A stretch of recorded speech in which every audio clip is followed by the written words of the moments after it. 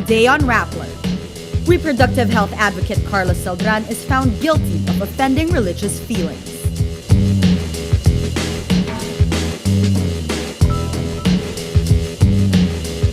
Former MTRCB chair Poe-Llamanzares jumps from rank 20 to 10th to 11th place in the latest SWS survey.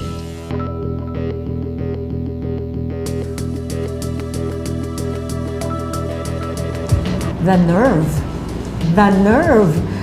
You're the one that owes us an explanation. And Ad Maven Yolanda Ong says she will play her part to unmask Senate President Enrile.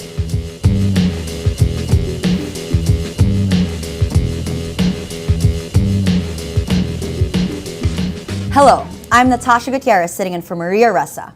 Welcome to Rappler, your social news network. A Manila court finds prominent tour guide and reproductive health advocate Carla Celdran guilty of, quote, offending religious feelings. Celdran is charged with violating Article 133 of the revised Penal Code after he disrupted a service at the Manila Cathedral on September 30, 2010. Just as the Filipino national hero Jose Rizal, the outspoken reproductive health advocate held up a sign with the words Damaso in reference to the villainous priest in Rizal's famous novel Noli Me Tangere. Celdran tweets a copy of the decision showing he is sentenced to serve a prison term of not less than 2 months and 21 days and not more than 1 year, 1 month, and 11 days. And for our social media posts of the day, the hashtag #FreeCarlaCeldran trends on Twitter after the tour guide tweets a copy of the decision. Rocker Eli Buendia tweets a parody of a popular song. He says, feelings, nothing more than religious feelings. TV host Bianca Gonzalez also tweets with the hashtag and says, priorities please and freedom please. Humor blogger Professional Heckler also weighs in and says, Carla Celdran found guilty of offending religious feelings. Geez. Former Movie and Television Review and Classification Board Chair Poe-Llamanzares emerges the big winner in the latest Social Weather Stations survey. In the last 2 SWS polls, Poe did not rank higher than 20th place. In the January survey, she jumps to rank 10 to 11. Poe-Llamanzares is a common candidate of the ruling Liberal Party and the opposition United Nationalist Alliance. Former Las Piñas Representative Cynthia Villar is the biggest loser in the survey, dropping 5 percentage points. From 4th place in December, Villar drops to 8th to 9th place in January. She is tied for 8th to 9th place with Cagayan Representative Jack Enrile with 46% each. Senator Lauren Legarda still dominates the survey, followed by Senator Francis Escudero. Both are common candidates of LP and UNA. They are followed by Senate Minority Leader Alan Peter Cayetano at 3rd place, San Juan Representative J.V. Estrada at 4th place, and Senators Gringo Honasan and Coco Pimentel at 5th to 6th place. Rounding up the top 12 are Senator Juan Miguel Zubiri, Villar, Enrile, Senator Antonio Trillanes, Poe, and Nancy Binay. Senate President Juan Ponce Enrile's Chief of Staff, lawyer Gigi Reyes, packs up her things from her office after her, quote, irrevocable resignation. The move means Enrile did not convince Reyes to stay.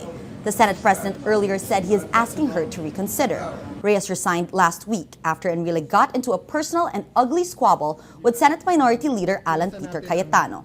In a Radio DZMM interview last week, Reyes branded Cayetano as a hypocrite for questioning the selective release of Senate funds when he has been receiving the maintenance and other operating expenses in past years.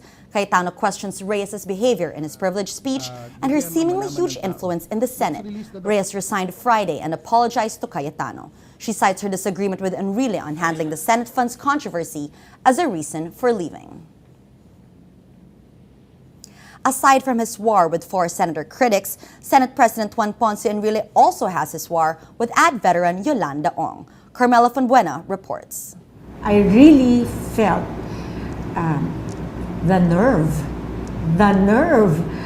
You're the one that owes us an explanation. Advertising veteran and Philippine Star columnist Yolanda Ong is at war with Senate President Juan Ponce Enrile. She is facing a 31.5 million peso damage suit for writing a column that Enrile says is libelous. Her column points out inconsistencies in claims Enrile made in his memoir about his role in the Marcos regime. She also links Enrile and his son Jack, a senatorial candidate, to alleged smuggling in Cagayan. First I was unnerved, and then I got angry. And now I am able to look at it from both a Zen perspective and at the same time a a wider view, that I think things are happening for a reason. Ong makes a bold move. She files a counterclaim demanding Enrile to pay her 88 million pesos. Two counterclaims in effect. No? The first one is for an unfounded libel case, and the second one is for harassment and for impinging on my freedoms, my basic constitutional rights. So the sum of which happened to be 88. But I guess you could put many symbolisms behind the number. One for every year of existence. Ong feels Enrile is singling her out. She believes it may have something to do with the political ad she produced for the 2001 senatorial elections, the first and only elections that the 88-year-old Enrile lost. It was a part of a series of negative ads aimed at discrediting candidates who supported ousted President Joseph Estrada. It shows Enrile calling on Filipinos to protest against President Gloria Arroyo a few days before the so-called EDSA Tres. Iniwan natin itong ating demonstration doon sa Malate o sa kanila. The ad reminded voters of Enrile's alleged role in the violent and unpopular protest that was meant to reinstall Estrada. Turned down by many lawyers, Ong finally gets human rights lawyer Shell Jokno to defend her against Enrile.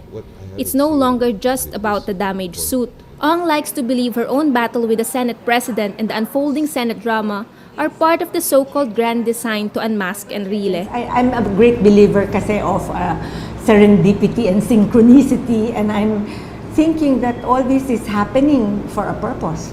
Ong is in a fighting mood. Even if the senators kiss and make up, as politicians are wont to do, she says she will keep on with her own little fight. Carmela Fonbuena, Rappler, Manila. Nearly 2 weeks after the USS Guardian ran aground into Bataha Reef, the amount the U.S. Navy will pay for the damage is still undetermined. Transportation Secretary June Abaya says computing the penalties would come after the removal of the ship and assessment of damage. In a statement Monday, the World Wildlife Fund says the U.S. Navy paid Hawaii $15 million when the USS Port Royal ran aground on a reef in 2009. The ship destroyed at least 890 square meters of coral. Preliminary assessments by WWF Philippines estimate the coral damage caused by the USS Guardian to reach at least 1,600 square meters, almost twice the area destroyed in Hawaii. Under Philippine law, the U.S. Navy is only required to pay 12,000 pesos per square meter of damaged coral plus 12,000 pesos for rehabilitation efforts.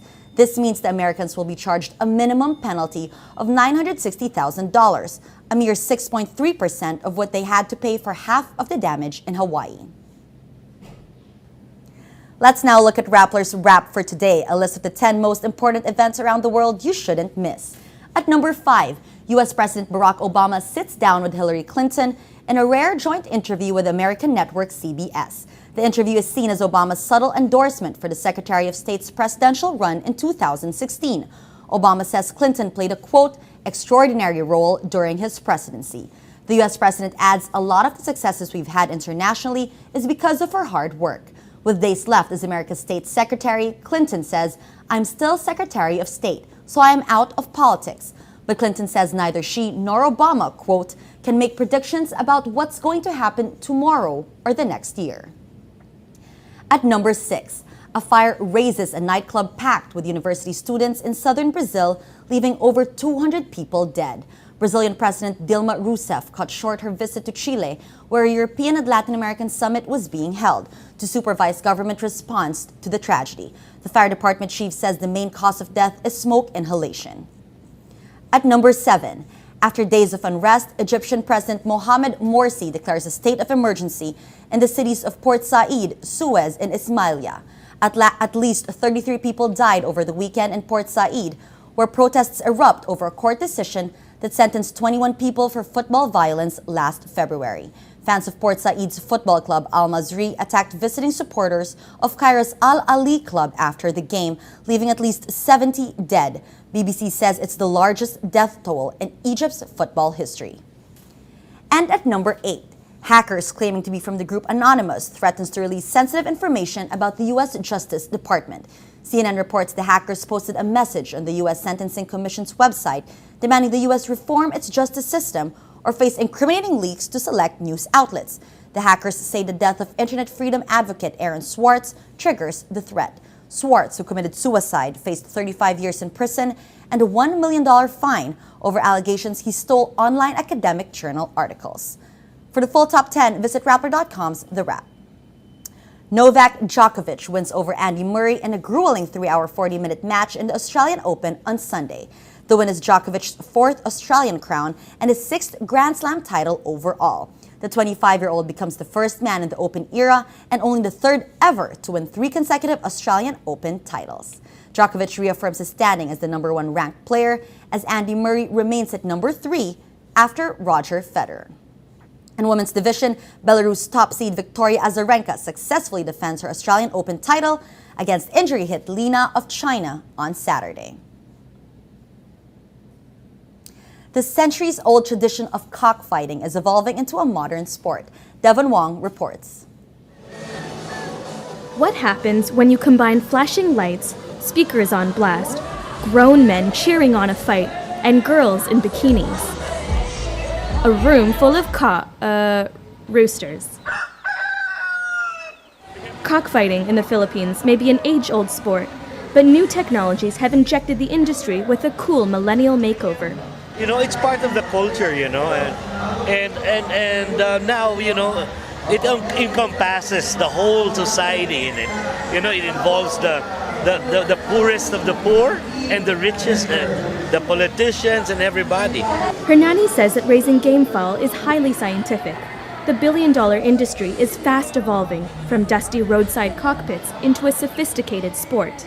This keeps gamefowl enthusiasts constantly chasing the latest technology.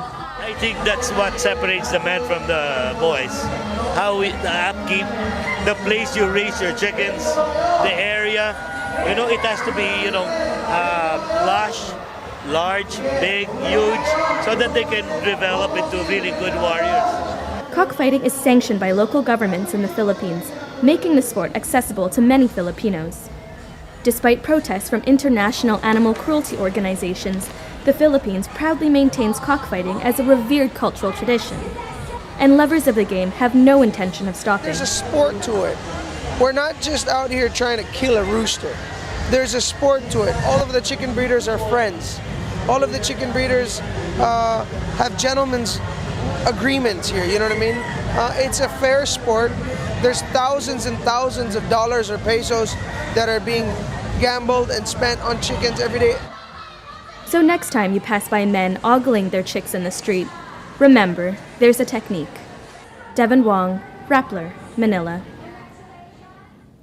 Every story on Rappler has a mood meter, which gives you 8 emotions to choose from. Click on how you feel, and your vote comes down to the mood navigator in the middle of the front page, which crowdsources the mood of the day. It also gives you the top 10 stories that got the most clicks. Let's check today's mood navigator. So looking at today's moods, let's see, the biggest circle in the middle. This is a story on Carlos Celdran being found guilty of offending religious feelings. Our top story of the newscast has 74% of people feeling angry and 14% of people feeling happy. To the left, a circle of a different color, but also a story from today. A man was shot dead near Green Hills Bank. 41% of people say they are afraid, while 39% of people are feeling angry. And on the right, still a different color from the others, this is a story on the latest episode of Tech Wrap, on the Samsung Galaxy camera and the Android Digicam. This has 63% of people feeling happy and 9% of people feeling amused. All different colors, but all these stories contribute to the mood of the day. Today, most people are angry. That's Rappler's newscast for today, Monday, January 28, 2013. Visit Rappler.com and watch our newscast Monday to Friday. Tell us how you feel on our mood meter and help us crowdsource the mood of the day. I'm Natasha Gutierrez. As we say at Rappler, tomorrow begins today.